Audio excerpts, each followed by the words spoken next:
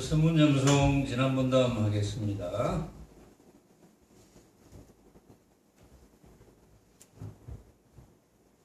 천동각이 송하되 천동각 선사 언덕 같은 눈썹에는 눈이 비꼈고 움푹한 눈에는 가을을 머금었네. 넓은 입은 물결이 인 듯하고 치켜든 혀는 걸거침이 없도다. 어지러운 세상을 다스리는 솜씨인가? 태평한 세월의 계책인가?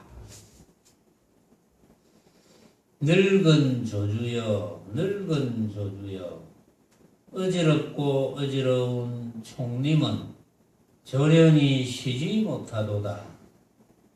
한갓 헛된 수고만을 해서 수레를 지었네. 바퀴 자국 맞추는데 본래로 재주 없으나 골짜기와 구덩이는 매우더구나. 자, 천동각 선사의 송인데 이것도 역시 정전백수자 화두, 뜰 앞의 잣나무 화두하고 관련이 되는 이야기니까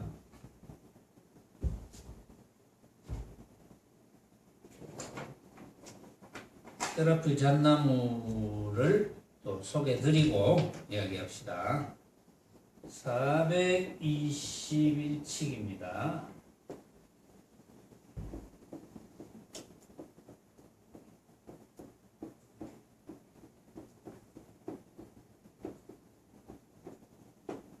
잣나무. 자, 조주선사 중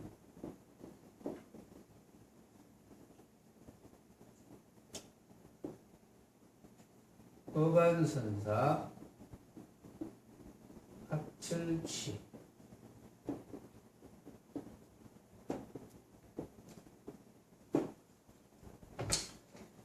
자, 이 내분이 등장하지만 조주선사와 중의 물음이죠.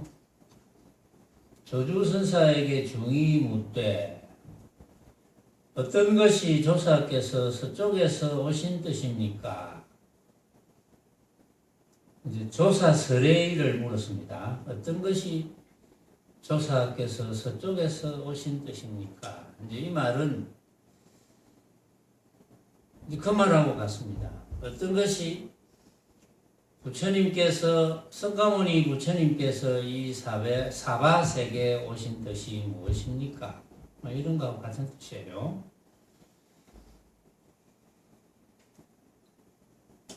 자, 그러니까 선사가 이르되 뜰 앞의 잣나무니라 하였다.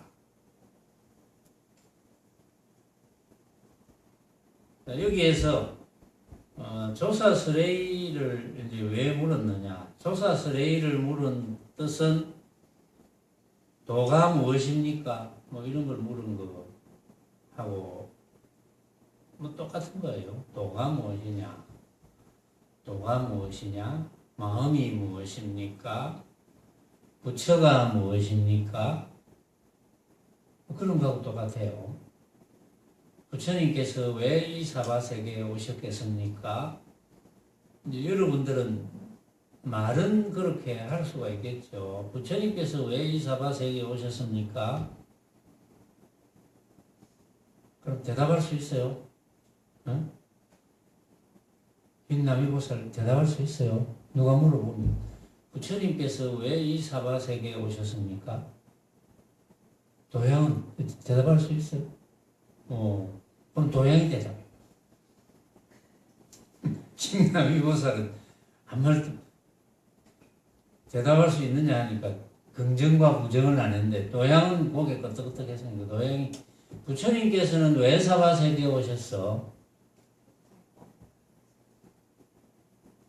혼자서 중얼중얼해서 하는데 내한테 들리지도 않았는데 큰 소리로 해탈법을 가르치러 해탈법을 그렇죠. 해탈법을 가르치러 왔습니다. 부처님께서. 해탈하면 부처다. 누구나 해탈이 되면 부처다. 이걸 가르쳐주러 왔어요. 그 석가모니 부처님께서 내만 귀한 것이 아니고 천상천하의 유아독존이라니까 요즘 세간에서 천상천하의 유아독존을 막 엉뚱하게 써먹어요. 지금 엉뚱하게 써먹는데 바로 알고 써먹으면 되는데 모르고 써먹으면 또 잘 모르는 분들이 오해를 해서 엉뚱하게 써먹는 사람이 9억을 짓게 되거든요. 9억의 과보가 얼마나 무서운 줄 압니까? 9억의 과보는 잘못하면 무간지옥감입니다. 왜냐? 지금 이제 전 세계적으로 무수히 저처럼 이렇게 법상에서 부처님의 뜻을 알고자 하는 분들을 위해서 소위 말해서 법문이라는 걸 하잖아요. 그런 분이 뭐 엄청 많죠. 많은데 그거 정말 잘못하면 큰 구업을 짓는 거에 돼요. 왜냐하면은 공부를 잘못 가르치면 어떻게 되겠습니까? 잘 가르침을 받아서 부처를 이루어야 될 사람이 스승의 입장에서 잘못 가르치면 부처를 이루어야 될 사람이 부처를 이루지 못하게 된다. 그거보다 큰 죄는 없죠. 이 세상에 그거보다 큰 죄는 없어요. 그러니까 무간지옥감이지. 이제 혹시 법상에서 법문을 하는 분들 중에 제가 이 법문하는 거를 유튜브에서 듣는 분이 계실는지 모르겠어요. 제발 들었으면 좋겠는데 듣고 그래 뭐 내 살림살이면 쓸만하지 이럴지도 모르지만 자칫 잘못하면 그 사람을 영원히 거르치게 됩니다. 부처를 이루어야 될 사람이 영원히 고통을 받는다고 생각해 보세요. 그 과거가 어떻겠어요? 어떤 사람이 부처를 이루어서 스스로 만든 고통에서 벗어나서 해탈된 삶을 누려야 되는데 그러지 못하고 거의 영원히 괴로움을 받고 있다. 그러면 그 과보는 이제 당연히 본인에게 돌아오겠죠. 그래서 굉장히 중요한 겁니다. 이거 잘못 가르치면 그 사람만 망치는 게 아니고 자신도 망치거든요. 그래서 이제 대답을 잘해야 되는 거거든요. 부처님께서는 해탈을 가르치러 왔다. 그러면 달마대사가 서쪽에서 오신 뜻은 당연히 해탈을 가르치러 왔다. 왜 해탈을 가르쳐줘야 되느냐? 해탈된 줄 모르니까 본인이 해탈만 되면 걸림이 없어서 괴로움에서 몽땅 벗어나는데 해탈이 안 되니까 또 해탈되는 방법을 모르니까 또 해탈을 해야 되는지 안 해야 되는지 모르니까 문제가 이제 여러 가지로 이제 생겨나는 거죠. 자, 이 조주선사는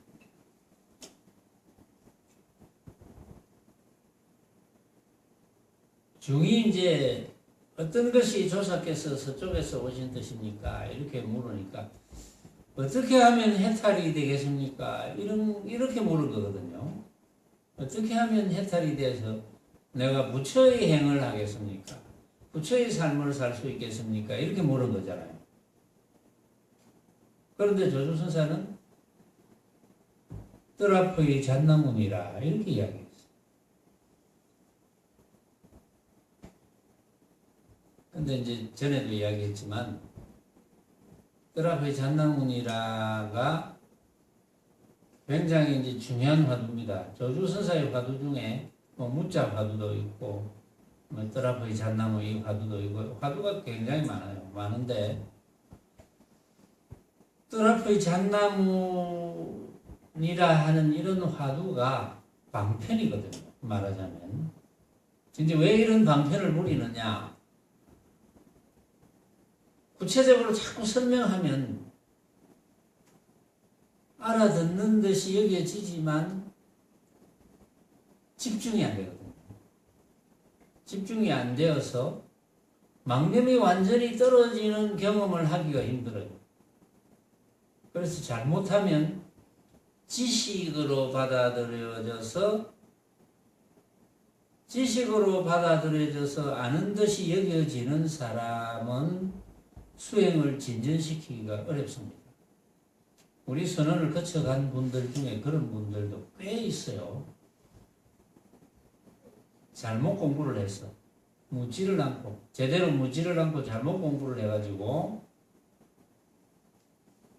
완전히 삐뚤어진 사람, 완전 삐뚤어진 사람, 삐뚤어지다가 뭐 여러 가지 문제가 생긴 사람, 또 문제가 안 생긴 사람, 각양각색인데 그런 일이 왜 일어나느냐 하면 아르마리를 가지고 모르면서 아는 듯이 여기는 거예요. 이게 이제 제일 문제죠. 모르면서 아는 듯이 여기면 이게 집중이 안 됩니다. 망념이 없어지지가 않아요. 본인은 망념이 없어졌다 이렇게 착각을 하지만 망념이 없어지지 않아가지고 법문을 자꾸 들으면서 아는 듯이 여겨지고 해서 본인이 안다고 생각해서 엉뚱한 짓을 합니다. 막 법문을 하려고 그래요. 실제로 그런 사람도 있고, 그런 사람도 이제 있어서 잘못하면 크게 삐뚤어져요. 그러면서 이제 물을 옵니다. 물을 오면 틀렸다 이러면 틀릴 리가 없는데요. 이렇게 이야기합니다. 틀릴 리가 없다고. 묘하죠. 틀릴 리가 없다고 본인이 생각하면 어떻게 되겠습니까? 공부가 되겠습니까? 본인이요. 내 공부가 어이없게 그 정도밖에 안 됩니까? 뭐 이런 식의 표현을 해요. 그러나 저러나 화두는 방편이니까 이것은 아르마리를 일으켜가 해석해가지고 아는 듯이 여기는 것, 그거는 아는 게 아니죠. 차라리 화두를 모르는 게 좋아요. 그런 사람은. 그러니까 부처님 당시는 근기들이 뛰어나가지고, 물론 근기들이 뛰어나지 못한 그런 분들도 많았죠. 부처님의 방편은 법문입니다. 법문을 들으면서 깨닫는 거예요. 깨닫는다는 게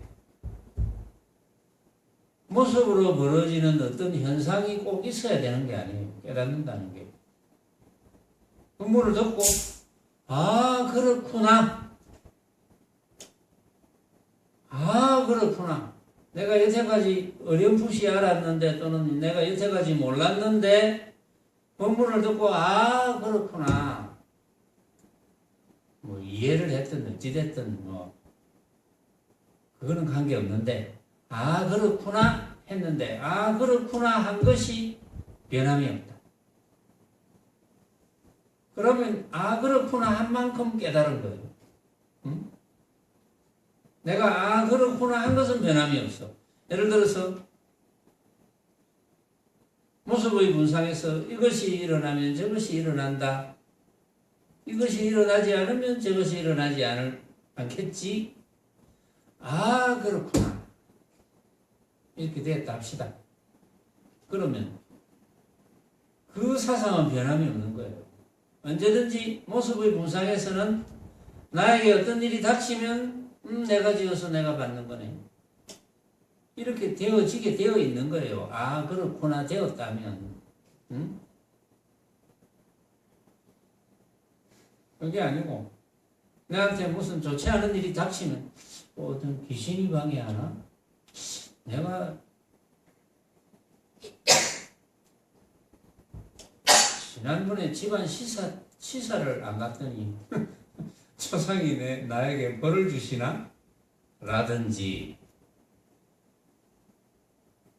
또 기타 등등 여러 가지 어떤 내가 지어서 내가 받는 사상이 아니고 어떤 다른 걸 자꾸 갖다 붙이면 지난번에 법당에서 들어가면서 내가 부처님께 삼배를 안 올렸더니 이런 일이 벌어지나? 이런 식으로 생각한다면 그것은 부처님의 12인연법이라 하지만 인연법, 모습으로 벌어지는 인연법, 이것이 일어나면 저것이 일어난다의 인연법에 아 그렇구나가 안 된 거예요. 그러니까 어떤 분이 아 그렇구나 했는데 그게 자꾸 바뀌어.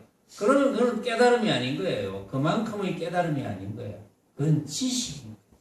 지식은 자꾸 바뀌죠. 깨달음이라는 것은 어떤 특별한 현상도 아니지만 아 그렇구나 했으면 변함이 없는 거예요. 조금 깨달았든 많이 깨달았든 그건 중요한 게 아닌데 그래서 어떤 분은 조금씩 깨달아가는 분이 있고 어떤 분은 크게 한 방에 깨닫는 분이 있고 그런 개인적인 차이가 있는 거예요. 개인적인 차이가 없는 게 있던가요? 우리가 뭘 배우더라도 개인적인 차이가 다 있죠. 여러 가지 이유가 있어. 개인적인 차이가 있는 데는 집중력이 좋다든지 집중력이 좋지 않다든지 또 전생에 하던 버릇이 있다든지 전생에 하던 버릇이 없다든지 기타 등등 그런 여러 가지 원인이 반드시 있어요. 모습으로 벌어지는 것은 반드시 원인이 있거든요. 그래서 부처님의 그 법문을 듣고 아 그렇구나 되신 분들 중에는 크게 깨달은 분, 적게 깨달은 분 그것도 종류가 많아요. 그러나 부처님의 법문을 듣고 무수한 분들이 깨닫습니다. 그 자리에서 깨닫고 법문을 듣고 깨닫고 부처님께서 이 화두를 잡아라 이렇게 한 적은 없거든요. 그러니까 이제 지금 시대에 와서 그것이 지금 약 이제 2500, 600년 됐죠. 2500, 600년 전의 이야기입니다. 부처님께서 법문하신 시대가. 그런데 이제 화두방편이 생겨난 것이 지금부터 약 1200년 전. 부처님께서 출현하신 지 한 1300년을 지날 시점에 화두라는 방편이 생겨났다고 이렇게 역사적으로 기록이 되고 있어요. 이제 그 이후에 지금이 약 1200년, 1300년 가까이 되죠. 비슷한 세월이 지금 지났습니다. 근데 이제 화두라는 방편이 절대적인 건 아닙니다. 무수한 선사들이 화두를 가지고 깨치는 것이 확률적으로 뛰어나다. 이렇게 생각을 하시고 또 그렇게 화두를 가지고 깨치신 분이 많았기 때문에 그런 방편을 계속 제시를 한 거예요. 1000몇백 년 동안 1000년 이상을 화두를 가지고 깨달아라. 근데 이제 지금 시대에 와서 화두를 가지고 참고하는 분들이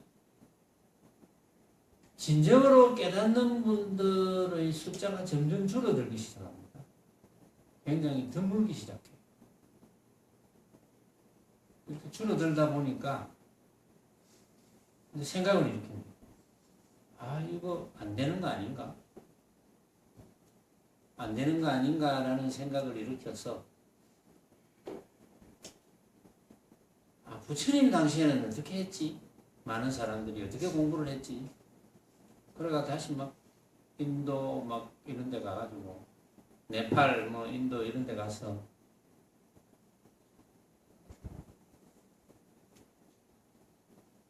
그 당시에 이제 중국어로 건너가서 번역돼서 한국어로 번역된 경 말고 원본의 경전을 구해서 한번 읽어보자.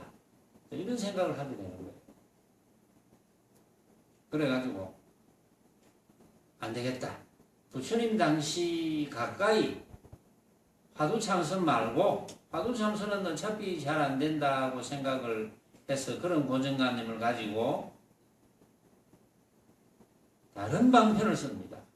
물론 그것도 괜찮겠죠. 공부만 잘 된다면, 망념만 잘 깔아앉혀진다면 뭐 그런 방편도 괜찮겠죠. 안 되는 건 아니에요. 요는 그런 모든 방편은 해탈하기 위한 방편입니다.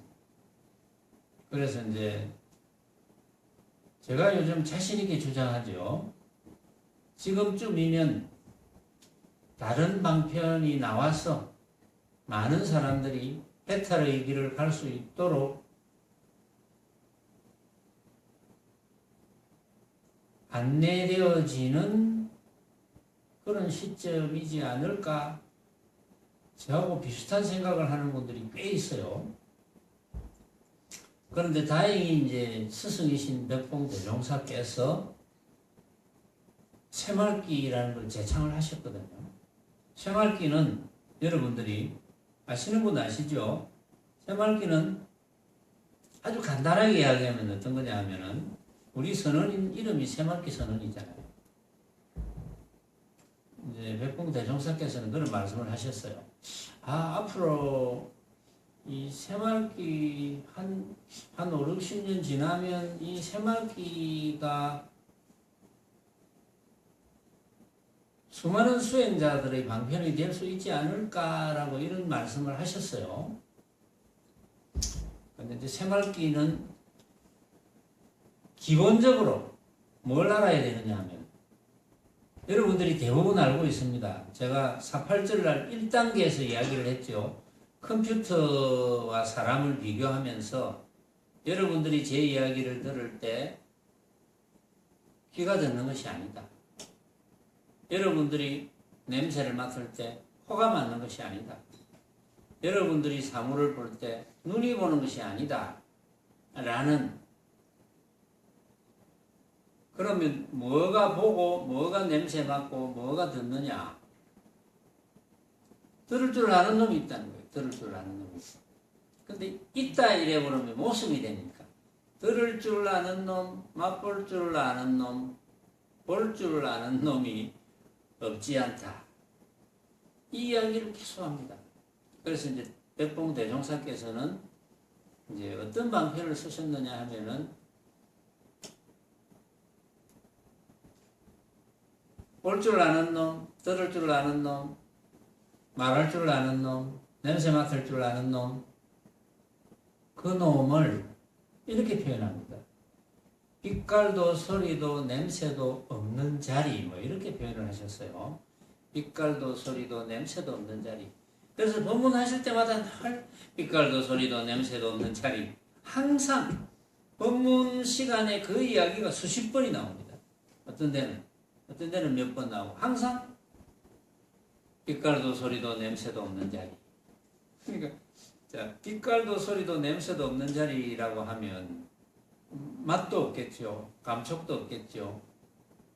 그러니까 어찌 보면 아무것도 없는 자리예요. 아무것도 없는 자리. 모습으로는 아무것도 없는 자리. 그러나 자리라는 이름을 붙인다면 완전히 아무것도 없지는 않는 자리. 그런데 이게 굉장히 어려워요.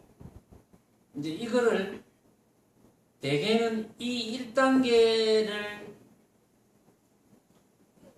깨닫는 것을 다 깨닫는 줄 압니다.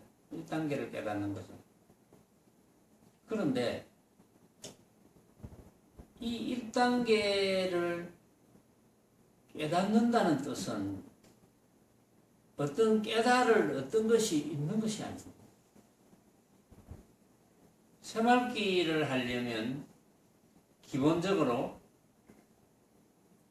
들을 줄 아는 놈, 이제 여러분들이 이제 지금 저를 쳐다보고 제 이야기를 듣고 하니까. 제 이야기를 들을 줄 아는 그것, 쳐다볼 줄 아는 그것.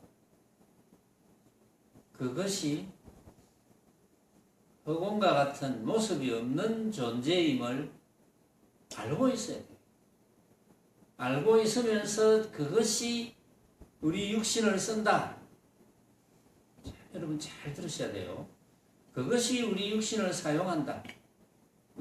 그것이 눈이라는 기관을 쓴다. 그것이 코라는 기관을 쓴다. 그것이 귀라는 기관을 쓴다. 그것이 육신을 쓴다. 쉽게 말해서 그것이 육신을 쓴다 하면서 아침에 일어나서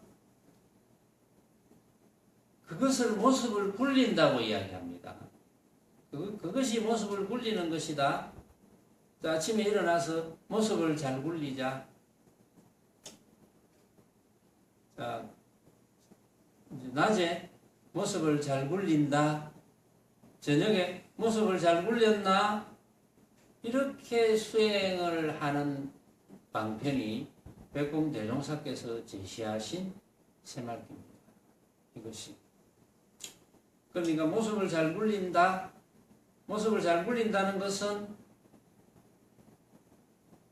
아침에 일어나서 내가 모습을 잘 굴리자. 낮에 모습을 잘 굴린다. 잘 굴린다고 하는 것은 그거는 이제 무슨 방편이냐 하면 모습을 잘 굴릴 줄 아는 놈, 그 놈을 잊지 말자 이거예요. 응? 그 놈을 잊지 않고 모습을 아침에 일어나서 모습을 잘 굴리자. 낮에 항상 내가 모습을 잘 굴리고 있네. 모습을 잘 굴리고 있네. 저녁에 모습을 잘 굴렸나? 잘 굴릴 줄 아는 그 놈을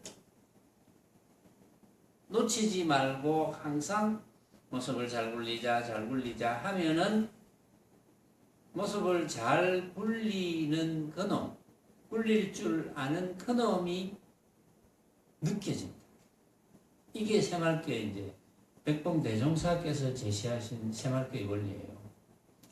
근데 저는 그 방편이 나쁘지는 않지만 그 방편보다 더 좋은 방편이 내가 제시하는 방편이라고 생각하거든요.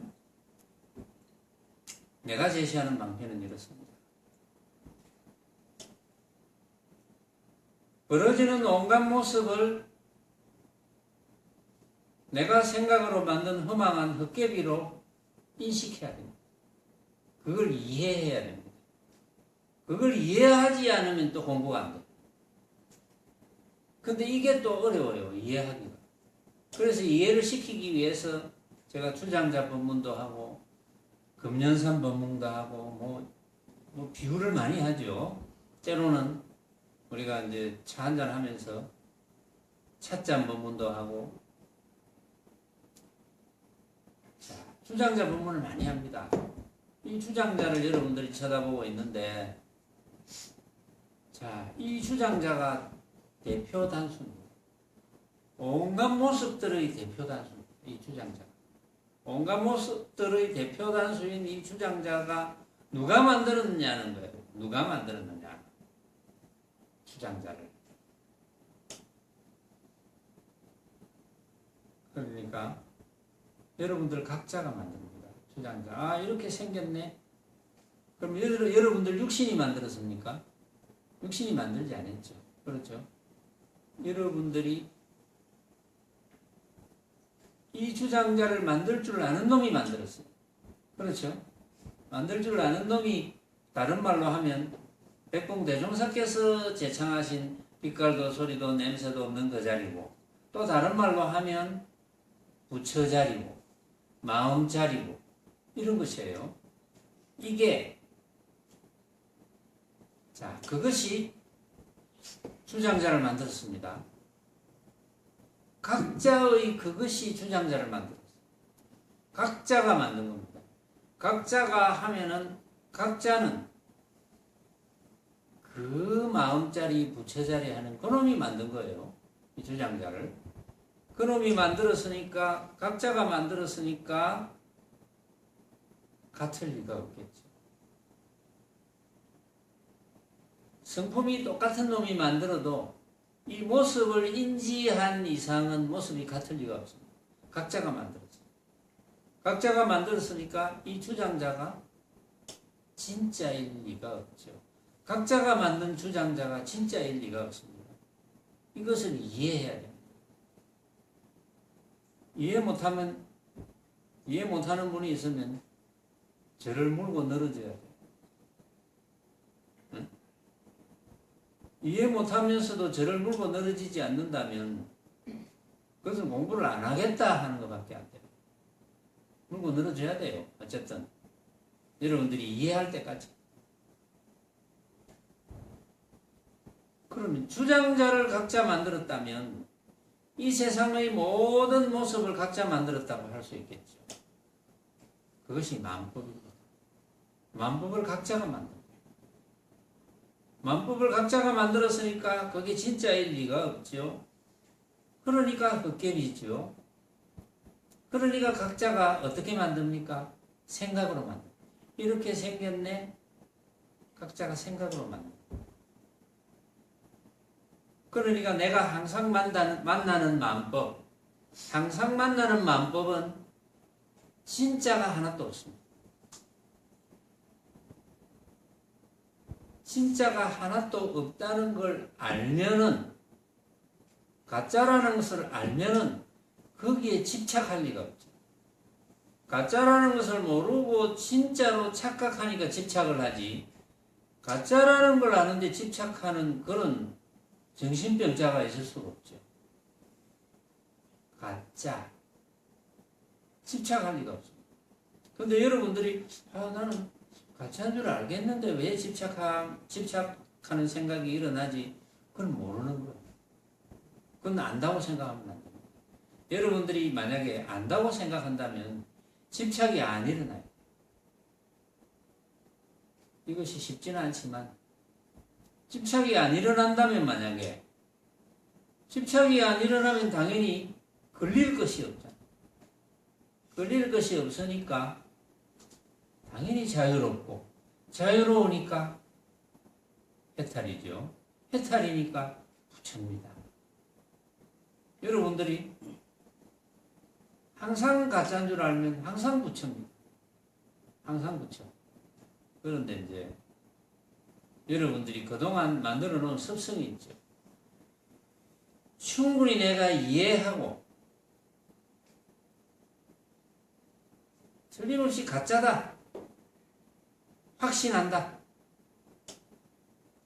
누가 뭘 해도 내가 생각으로 만든 가짜라는 것을 확신한다 하더라도 사실은 과거에 진짜로 착각했던 버릇이 남아있습니다.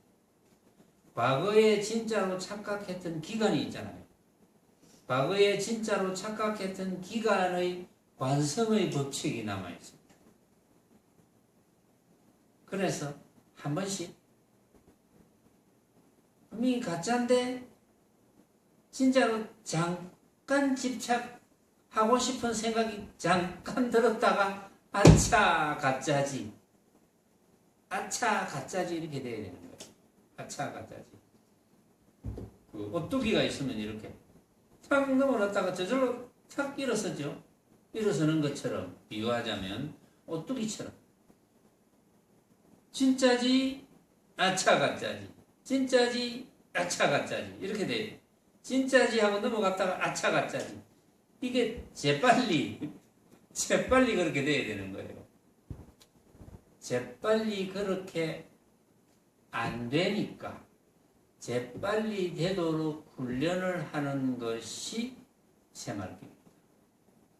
쉽지요? 어렵지 않죠? 그렇죠? 자, 1단계는 물론 주장자가 만법 중에 하나의 대표라면 주장자를 보고 내가 만들었네, 내가 생각으로 만들었네, 내가 생각으로 만든 가짜네. 그 나는 육신이 아닌 줄 알죠. 육신도 내가 생각으로 만든 가짜네 이렇게 되잖아요. 육신도. 그러니까 육신이 내가 아닌 줄 알지. 그러다 보면은 당연히 망념이 점점 없어지고 그러다 보면은 항상 내가 생각으로 만든 가짜지 하면 항상 해탈이니까 항상 부채니까 그럴 때 아 그렇구나 과연 그렇구나 하고 여러분들이 막 무릎을 막 세게 쳤다 변함없다 그것이 공부를 제일 잘하는 거죠. 공부를 잘하는 거 별거 없어요. 누구나 다 공부를 잘할 수 있으니까 뭐 큰 소리 칠 것도 없고 어? 그렇죠. 이거는 남녀노소도 필요 없습니다. 누구나 다 그렇게 될 수 있는 거예요. 그런데 이제 안타깝게도 이 말을 못 알아들으면 저를 물고 늘어져야 돼요. 그런데 이제 여기 계신 분들은 저를 물고 늘어지는 분이 한 분도 안 계시는 거 보니까 다 알아듣는 모양이죠. 수민아, 니 알아듣나? 어? 못 알아듣나? 알아듣나? 알아듣구나. 다행히. 수민이만 물어보면 다른 사람은 다 알아듣거든. 쟤는 마지막에 왔어.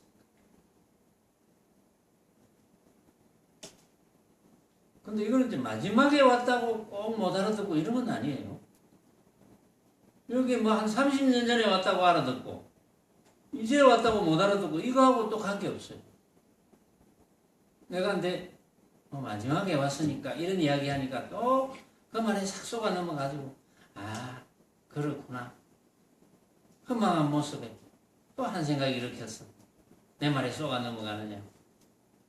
저는 여러분들을 시험하기 위해서 그렇게 이야기하는 것이지 내가 그랬죠. 내가 아무리 쑥떡같이 이야기해도 어떻게 알아들으라고 김남희 보살? 어떻게? 도양 어떻게 알아들으라더노? 안 들린다. 크게 이야기해봐라. 내가 쑥떡같이 이야기하더라도 어떻게 알아들으라고? 찰떡같이 알아들으라고. 모든 여기 선사들의 모든 방편은 거기에 다 있는 거예요. 드라포의 잣나문이라고 했다. 아유, 뭐 중요한 이야기니까 시간이 문제가 아니죠. 중이 이르되 그러니까 중이 조주선사가 어떤 것이 조사께서 서쪽에서 오신 뜻입니까? 이리 물어보니까 드라포의 잣나문이라 이렇게 이야기하니까 중이 화상께서는 경계를 가지고 사람에게 가르치지 마십시오. 화상께서는 모습을 가지고 가르치지 마십시오. 들은 거 있는 거지. 들은 거는 있어가 모습은 뭐 그건 뭐 허망한 거 아니가. 들은 거는 있는 거예요. 그래서 화상께서는 경계를 가져서 뜰 앞의 잣나무 이러니까 뜰 앞에 그 조주선사가 계시는 뜰 앞에 잣나무가 하나 있었겠죠. 뭐 하나인지 둘인지 어쨌든 뭐 무성한지 뭐는 잘 모르겠지만 어쨌든 뜰 앞에 잣나무가 있었겠죠. 여러 그루든지 그건 상관없고 그런데 이 물은 중은 뜰 앞에 있는 잣나무를 봤겠죠. 자기가 들어오면서 봤으니까 뜰 앞에 있는 잣나무를 가지고 이야기를 하느냐. 다른 거룩한 이야기를 해줘야지. 이런 뜻이죠. 그러니까 이제 조주선사가 나는 경계를 가져 사람에게 가르치지 않노라. 이렇게. 그러니까 이제 다시 물었어요. 어떤 것이 조사가 서쪽에서 오신 뜻입니까? 또 조주선사가 뜰 앞의 잣나무니라.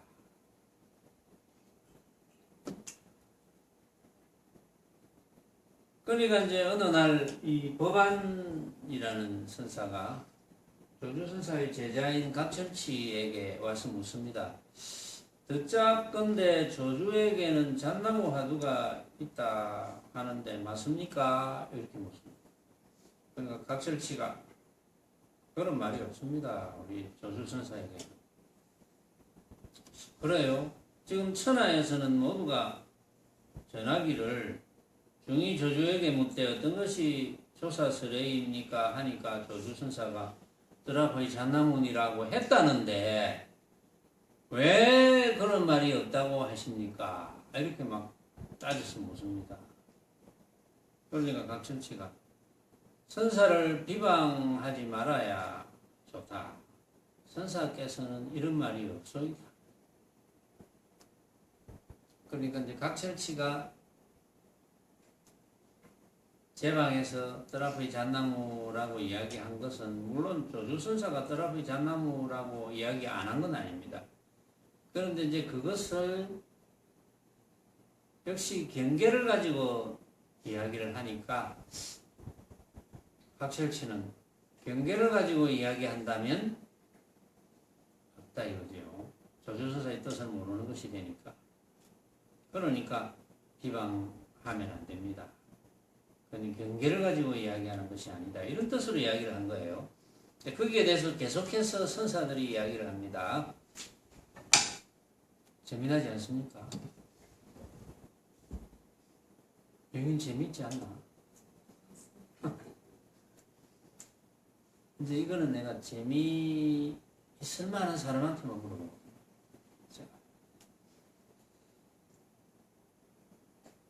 그러면 이제 어떤 사람은 나도 재밌는데 왜 안 물어보지? 전동각 선사 언덕 같은 눈썹에는 내리는 눈, 하얀 눈. 언덕 같은 눈썹에는 하얀 눈이 비꼈고, 언덕 같은 눈썹에 하얀 눈이 이렇게 쌓여야 돼. 언덕 같은 눈썹에. 그러니까 눈썹이, 흰 눈썹이 이렇게, 하얀 눈썹이 쫙 이렇게 돼. 이거죠. 움푹한 눈에는 가을을 먹으면 돼. 움푹한 눈에는 가을을 먹은 것처럼 맑고 청량하다. 가을이니까 맑고 청량하다. 그런 뜻이겠죠. 넓은 입은 물결이 있는 듯하고 드라프의 잣나무 이러니까 이제 넓은 입술이 이제 물결이 있는 듯하고 치켜든 혀는 걸거침이 없도다. 누가 물으면 드라프의 잣나무 없다. 거침없이 이야기하니까 요거는 이제 전동각 선사가 조주선사가 이제 이런 분이다 이거예요. 별 의미는 없어요 이거는. 조주선사가 이제 이런 분이다. 그런 건 이제 짐작한데 사실은 조주선사가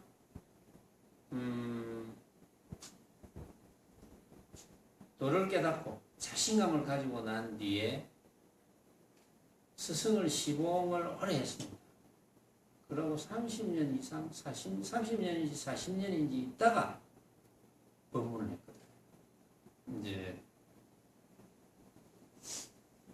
수행자들이 오면 대답하고 조주선사는 이 세속의 나이로는 120세인가 125세인가 그때까지 사셨다 하니까 조주선사는 이 깨달음의 시기도 조금 늦은 편이었거든요. 그때 세속의 나이로 보면. 그런데 어쨌든 간에 늦다 해도 만약에 60이라 해도 40년 있으면 100살이고 125세인가 만약에 사셨다면 25년을 굴렸고 그런 시기인데 지금 이제 이 학인들이 묻고 요럴 때는 이제 세속의 나이가 꽤 많을 때거든요. 그러니까 언덕 같은 눈썹에 흰 눈이 비꼈다 하는 거 보니까 눈썹이 하얗을 것이다. 그럼 전동각 선사가 왜 이런 이야기를 하느냐면 조주선사를 이렇게 묘사하는 것은 조주선사의 기상을 이야기하는 거죠. 함부로 범접하지 못하는 기상, 이제 이런 걸 이야기합니다. 그래 놓고 어지러운 세상을 다스리는 솜씨인가 태평한 세월의 계책인가 이랬습니다. 조조선사의 솜씨가. 지금 여기까지는 뭐 별 문제가 별 뭐 살림살이랄 거 없어요. 여러분들이 들을 때 어려울 것도 없고 별 살림살이 없죠. 자, 그 뒤에 이제 한번 볼게요. 늙은 조주여 이랬습니다. 어지럽고 어지러운 총림은 조련이 쉬지 못하도다. 그 다음에 어떤 말이 나오냐면 한갓 헛된 수고만을 해서 수레를 지었네. 바퀴 자국 맞추는데 본래로 재주 없으나 골짜기와 구덩이는 매우 더구나. 여러분들이 들을 때는 갑자기 한갓 헛된 수고만을 해서 수레를 짓고 바퀴 자국 맞추는데 본래 재주 없지만 골짜기와 구덩이는 매우 더구나. 이제 이게 이해가 안 될 거예요. 이거는 여러분들이 그냥 들으면 이해를 할 수 없어요. 나도 이해 못 합니다. 그냥 들으면. 근데 요거는 이제 그럴 만한 또 설명이 있어요. 설명을 들으면 여러분들도 이제 이해 가는 분은 가고 안 가는 분은 안 가고. 그런 설명이 없으면 이제 말도 아닌 소리죠. 이게는 말도 아닌 소리인데, 자, 일단 어지럽고 어지러운 총림은 조련이 쉬지 못하도다. 어지럽고 어지러운 총림이 왜 쉬지 못할까요? 갑자기 조련이 갑자기 쉬지 못한다. 어지럽고 어지러운 총림이 왜 쉬지 못할까요? 쉬지 못한다는 뜻은 어지럽고 어지러우니까. 어지럽고 어지러우니까 쉬지를 못해. 조주선사의 지금 떠나보이 잣나무 화두를 가지고 이야기하잖아요. 조주선사의 떠나보이 잣나무를 가지고 네가 맞니 내가 맞니 뭐 이렇느니 저렇느니 그 뜰 앞에 잣나무가 있었겠지 뭐 이런 이야기를 하고 뜰 앞에 잣나무가 뭐 한 그루뿐이었겠지 뭐 이런 이야기도 하고 뜰 앞에 잣나무가 유독 눈에 띄겠지 한 그루뿐이었으니까 뜰 앞에 잣나무 외에는 아무것도 없었겠지라는 둥 기타 등등 이런 뜻이겠지 저런 뜻이겠지 이래가지고 어지럽고 어지러운 총림이 됐고 그런 아르마리들 때문에 쉬지 못한다. 천동각 선사가 볼 때 그렇다. 지금 이것도 뭐 별 의미가 없어요. 사실은 뭐 쉬지 못하는 거지 뭐 못하면 못하는 거지 뭐 그렇죠. 여러분들이 들을 때. 자, 그 다음에 한갓 헛된 수고만을 해서 수레를 지었네. 이 엉뚱한 말이 딱 나왔어요. 이거는 이제 무슨 이야기냐 하면은 옛날에 이제 수레를 만들면 이제 문 안에서 이제 수레를 만들어 가지고 이거를 이제 문 밖에 가지고 나가 가지고 또 수레를 만들어 가지고 그냥 뭐 수레가 움직일 수 있을지 없을지 밖에 길의 사정도 봐야 되고 또 밖에서 길하고 맞춰 봐야 되고 이제 이런 문제가 있거든요. 옛날에 수레를 만들면 그 이야기입니다. 그래서 옛날에는 문 안에서 수레를 만들어 가지고 문 밖에 가서 길하고 이렇게 맞춰보고 이런 일이 끝나야지 수레를 이제 운행할 수가 있는 거예요. 말하자면. 그런데 한갓 헛된 수고만을 해서 수레를 지었네 이랬거든요. 그러면 조주선사는 수레를 만들 때 헛된 수고를 했다는 거예요. 조주선사가. 왜 헛된 수고를 했느냐? 실제로는 밖에서 바퀴 자국을 이제 맞추어야 되는데 그 뒷기절이 이래요. 바퀴 자국 맞추는데 본래로 재주 없으나 조주가 골짜기와 구덩이는 매우 더구나 이랬습니다. 그러니까 조주선사가 뜰 앞의 잣나무라고 이야기한 것이 헛된 수고다 이거죠. 헛된 수고. 이게 왜 헛된 수고겠습니까? 뜰 앞의 잣나무. 이게 이제 사실은 헛된 수고 아니죠. 대단한 조주선사의 말씀이지. 그런데 왜 헛된 수고일까요? 못 알아들으니까. 총님이 어지러운 총님이 철인이 쉬지 못하니까 아르마리를 이렇게 가지고 서로 네가 맞니 내가 맞니 맨날 이렇게 싸우다가 멀다 오니까 못 알아들으니까 쉬지 못한다. 그래서 한갓 헛된 수고만을 해서 수레를 지었고, 그러나 조주선사가 바퀴 자국을 맞추는데 본래 재주 없어. 집에서. 왜냐하면 조주선사는 바퀴 자국 맞추는데 재주가 없다는 말은 원래는 밖에 나가서 바퀴 자국을 맞춰야 되는데 뭐 집안에서 바퀴 자국까지 맞추려고 했다 뭐 이런 뜻으로 이제 봐야 되겠죠. 그러나 골짜기와 구덩이는 매우더구나. 바퀴 자국 맞추는데 재주는 없지만 골짜기와 구덩이는 매웠다. 매워야 수레가 가겠죠. 평평하게. 그러니까 헛수고를 했지만 그래도 그거 던져놓는 바람에 그것 때문에 참 깨달은 사람은 그 뒤에는 이제 많겠지. 이런 뜻으로 천동각 선사가 이야기를 했는데, 제가 개인적으로 볼 때는 여기서 천동각 선사의 송은 자기 살림살이가 없습니다. 별 이야기가 없어요. 별 이야기가 없는 걸 가지고 그냥 말만 많이 했어요. 내가 볼 때는. 이게 무슨 그런 거는 있겠죠. 본인은 이제 안다는 뜻으로 이야기했는지 모르겠지만, 조주선사가 한마디 던지는 바람에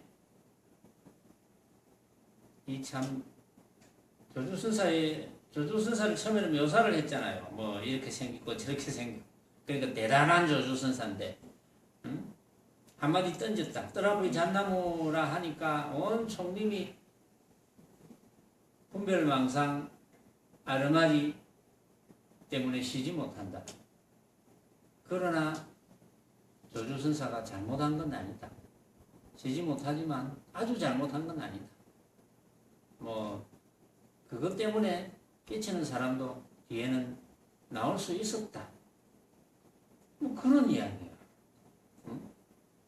물론 깨치는 사람도 나올 수 있었다는 것은 천동각 선사가 나올 수 있었다는 것을 알았다는 것이 자신의 살림살이라고 또는 자신의 살림살이를 나타내는 것이라고 생각해 줄 수는 있지만, 여기는 이제 별 이야기는 없고. 자, 그 다음에 설둔영 선사 이야기로 잠깐 넘어갈게요. 조주 늙으신 내의 뜰 앞에 잣나무가 납자들의 참 목숨줄이로다. 사람마다는 단지 나무 끝 푸른만 보고 그 속의 향기로운 씨는 보지 못하네. 이것도 뭐 아주 대단한 뜻은 아니지만 설두선사, 대단한 선사죠. 설두선사가 조주 늙으신 내의 뜰 앞의 잣나무가 납자들의 참 목숨줄이다. 무조건 뜰 앞의 잣나무를 알아채야 된다 이 말이에요. 그러니까 설두영 선사는 조주선사의 뜰 앞의 잣나무의 진면목을 알고 있다는 뜻이에요. 조주의 뜰 앞의 잣나무는 무조건 이거는 깨달아야 된다. 알아채야 된다. 눈치채야 된다. 그게 무슨 뜻인지 이런 뜻이고, 사람마다는 단지 나무 끝 푸른만 보고, 사람마다는 단지 나무 끝 푸른만 본다. 그러니까 뜰 앞의 잣나무라는 그 모습밖에 뜻이 있는 줄 모르고 그 모습에 붙어서 그 모습만 보고 모습만이 전부인 줄 알고, 그런 뜻이죠. 단지 나무 끝 푸른만 보고 뜰 앞에 있는 잣나무의 그 모습만을 보고 그 속의 향기로운 씨는 보지 못하네. 그 속의 향기로운 씨가 뭐겠습니까? 결국은 이 온갖 모습들 속에 진짜는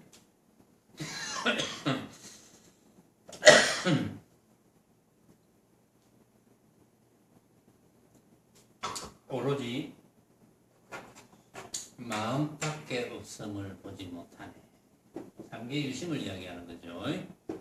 그러니까 설두령 선사는 삼계유심임을 확실히 안다. 나머지 모든 마음법은 오로지 내가 생각으로 만든 허망한 헛개비인 줄 알고 있는 분입니다. 설두령 선사.